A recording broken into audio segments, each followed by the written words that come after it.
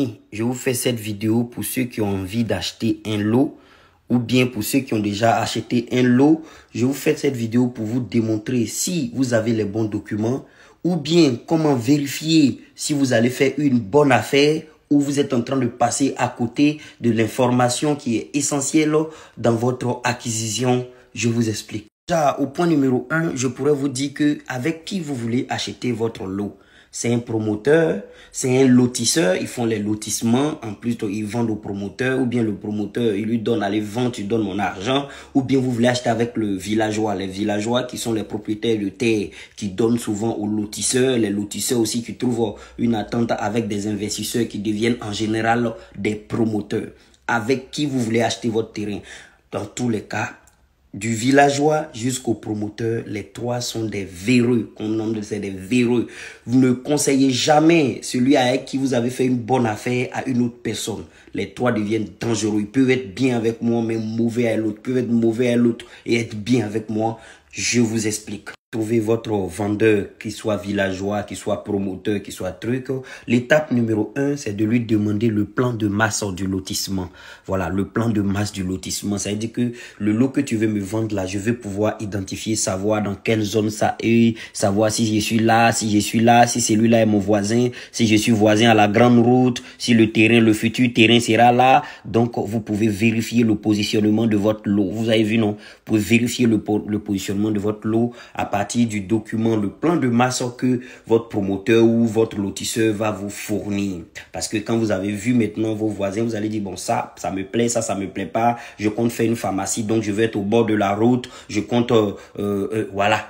Par rapport à votre position, je compte faire venir mes enfants en vacances, donc je vais être dans un endroit calme, etc., etc.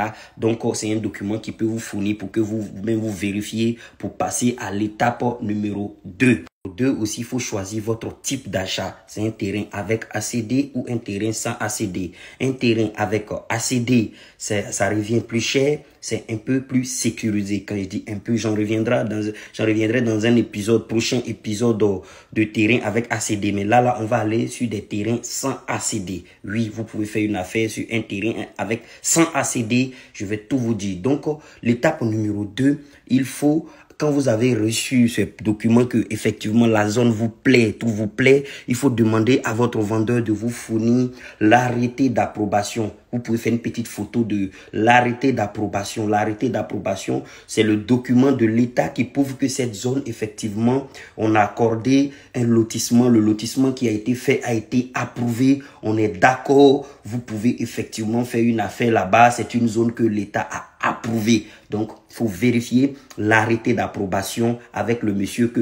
Une fois qu'il vous a laissé prendre une photo, ou bien vous envoyez par WhatsApp ou bien par quelle manière l'arrêté d'approbation qui montre que effectivement cet endroit est loti et approuvé. Bon, et vous pouvez quand même faire affaire si c'est même pas approuvé. En tout cas, j'en reviendrai sur d'autres vidéos. Donc, une fois que vous avez vérifié que c'est approuvé, donc, vous pouvez aller encore vérifier au niveau du ministère si c'est toujours approuvé depuis la dernière date d'approbation. Liste complète des lotissements approuvés, annulés et en sursis. Voilà la liste complète qui est là. Vous pouvez aller vérifier. Voilà, depuis, c'est une liste à jour. Donc, c'est quoi? Je vous explique. En fait, l'État a approuvé des zones. Mais après, peut-être qu'il y a eu des problèmes là-bas et l'État a annulé l'approbation. Il y a eu des projets de l'État là-bas, l'État a suspendu l'accord qu'il a donné, ou bien il y a eu des clashs entre les villageois pour ils n'approuvent pas trop. Tu sais, avec ceux-là, tu peux t'attendre à tout. Vérifier votre arrêté d'approbation, c'est très compliqué et c'est là que franchement l'État souffre beaucoup avec les villageois. L'État souffre trop. L'État aujourd'hui peut donner l'arrêté d'approbation 2 mois après et ils vont apprendre que ils ont un cadre. Ils ont un cadre dans leur village qui vient dire non, c'est pas ça, c'est pas normal. Ils vont bloquer l'approbation. Plus personne ne peut rien faire là-bas, alors que l'État a dit oui, c'est bon. Mais leur cadre, ou bien ils ont quelqu'un qui s'est occupé du développement du village et peut-être qu'ils étaient tous d'accord pour valider le lotissement. L'État a dit d'accord, comme vous êtes d'accord. Et il s'est avéré que peut-être ce cadre, il décède. Quand le cadre décède, les villageois changent partie, vous allez voir combien de fois les gens disent non, l'Afrique doit avancer, l'Afrique est riche, nanani. Oui, vous allez voir la méchanceté de certains villageois. Ils sont durs, ils sont méchants. Il suffit qu'un des cadres meure, tout ce qu'ils ont dit avant, ils changent tout. Il suffit qu'ils ne s'entendent pas avec un. Et puis, ils ne font même pas d'efforts pour s'entendre. Ils ne font même pas d'efforts pour se... Bon, ça dépend des villages. Je ne mets pas tous les villages ensemble. Nous, chez nous, là-bas, en tout cas, vous connaissez, nous, on est pacifiques. Bref, donc, quand vous passez cette étape d'approbation, de vérification, d'arrêté d'approbation, je peux vous montrer un ici, un lotissement qui a été approuvé, ensuite annulé. Attends, je dis des lotissements objet de décision d'annulation. Regardez, Saint-Viateur, Cocody ou bien Cité Lagunet, Grand Bassam. Voilà, il y a eu des problèmes à Bassam là-bas. Et vous allez voir que c'est toujours des problèmes entre les villageois et un cadre. Ou bien telle personne était vivant, il est mort, c'est pas pour lui, nanani, nanana. Et tous ceux qui ont fait affaire dans cette zone, c'est eux les perdants. Parce que les villageois ne tiennent même pas en compte ce que vous avez payé ou vous n'avez pas payé. Franchement, je fais cette vidéo pour demander à l'État de venir en aide aussi à tous les acheteurs de lotissements approuvés. Je continue de passer, je fais pas hors sujet, je voulais régler mes comptes avant. Bon, bref, liste de lotissements, objet de sursis à délivrance. Tu vois, non? Vous voyez? Ça veut dire que c'est bloqué encore. Si vous avez fait affaire là-bas, vous êtes bloqué. Voilà, Kofi Kourouma, mais il a fait affaire ici. Il a fait affaire dans cette zone. Là, le Moro, mais je suis allé tomber sur lui, là, donner mon argent. Bref, c'est ça qui est là. C'est vérification terminée. Vous pouvez maintenant, on va faire mon affaire. J'ai vu que, franchement, on a l'impression que tout va bien. C'est une impression. Souvent, vous pensez que ça va, mais il y a toujours des problèmes qui vont surgir à tout moment. Donc, il faut aller maintenant sur passer à l'étape de l'achat. Quand vous avez acheté devant notaire ou, bon, je ne veux pas vous raconter les expériences d'un notaire. Vous avez passé votre étape d'achat, donné de l'argent à votre vendeur et l'autre vendeur en retour doit vous donner un premier document. Tout dépend de la... Si c'est un promoteur, il va vous faire une attestation de cession ou une attestation de vente. Voilà, c'est un papier sur RAM, papier RAM comme ça. Voilà, c'est un truc sur papier RAM comme ça. Attestation de vente ou bien attestation de cession. Voilà, il vous vend si c'est un promoteur, il vous cède si c'est un lotisseur parce qu'on lui a donné puis lui il cède. Voilà, donc c'est le document qu'on doit vous donner.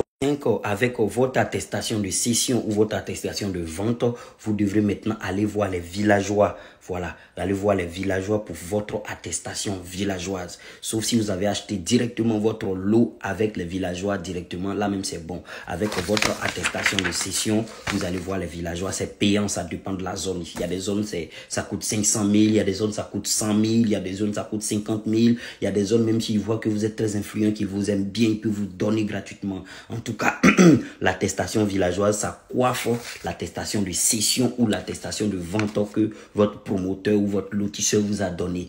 Voilà, si vous avez votre attestation villageoise, maintenant, c'est là. Vous allez continuer maintenant votre bataille. Votre attestation villageoise et votre attestation, oui, l'attestation villageoise coiffe l'attestation de vente, l'attestation de cession, l'attestation d'attribution. L'attestation villageoise est au-dessus de tout cela. Si vous n'avez pas d'attestation villageoise, que les villageois ne veulent pas vous délivrer, votre vente peut être un peu bloquée pour avoir tous vos papiers. Tout compte fait, chacun connaît son circuit pour avoir ce qu'il a envie. Bref, donc avec votre attestation villageoise, vous devrez prendre la pièce d'identité du villageois qui vous a vendu et la pièce d'identité de celui qui vous a attribué l'un ou l'autre. Voilà, maintenant pour aller voir un huissier de justice. L'huissier de justice va vous établir un compulsoire. Le compulsoire, c'est quoi? Il consiste à aller vérifier au village là-bas dans un livre qu'on appelle le guide du village. Ce n'est pas appelé le guide, c'est le guide du village. Il va vérifier si effectivement le nom du vendeur et votre nom est présent.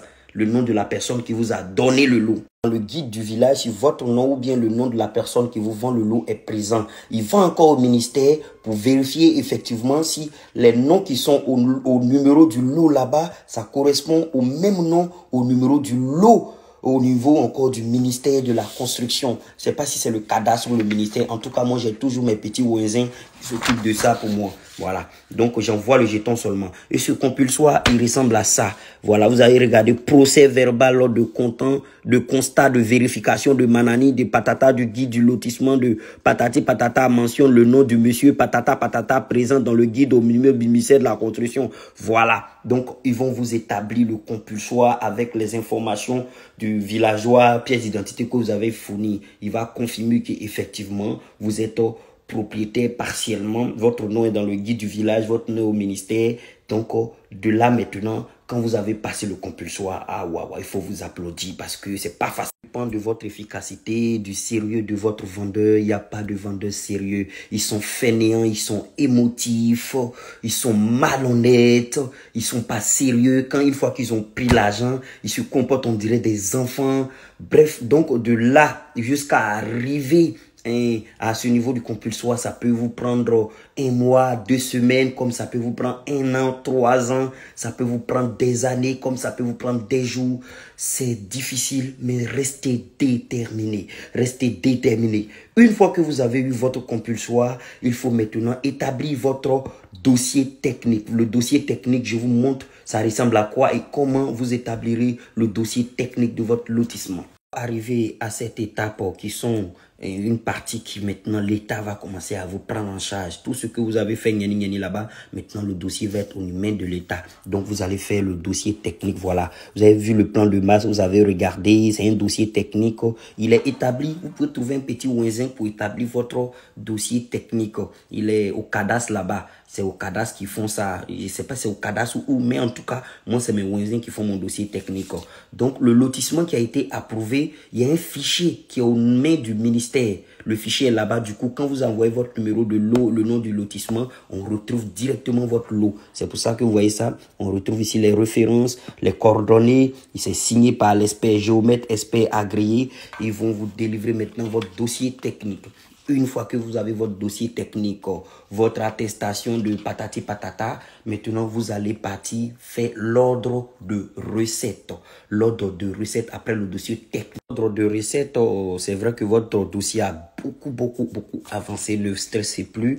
Donc voilà comment l'ordre de recette est. Vous voyez, c'est un truc, c'est payé un ordre de recette, de droit domino, patati patata. Tout ce que j'ai dit là, il y a des dossiers techniques, tout ça, c'est payant. L'ordre de recette maintenant, une fois que l'ordre de recette a été payé, maintenant, ils vont commencer à faire les trucs, les DM. Ils ont créé le DM, le DM, il ressemble à quoi? Bon, le DM, je pense qu'il ressemble un peu à un truc comme ça, hein, voilà. En tout cas, votre dossier aux mains de l'État. Et comme votre dossier aux mains de l'État, n'hésitez pas à rester en contact avec la personne qui a de temps, ça va. Donc voilà, donc plus vous suivez, ça avance vite. Si vous ne suivez pas, en tout cas cette étape, ce n'est plus compliqué et ce n'est plus, ça va pas trop se bloquer. Vous savez comment débloquer les choses une fois que ça arrivait à se bloquer. Et il faut toujours rester en contact avec les villageois qui vous ont vendu. C'est pour ça que ça devient dangereux. Si vous avez besoin d'une information de lui, sa pièce d'identité qui n'est pas là, qu'il est décédé, ça va être compliqué. Si vous avez aimé cette vidéo, n'hésitez pas à liker, à me suivre surtout sur Instagram. C'est là-bas que je vais répondre à vos questions. Si vous avez des questions, et on va aussi, épisode 2, parler au cas où vous achetez un lot avec ACD. Voilà. Et j'attends vos réponses vos questions sur Instagram. C'était votre Kwaku Chouchou Bébé Nana. Je vous explique.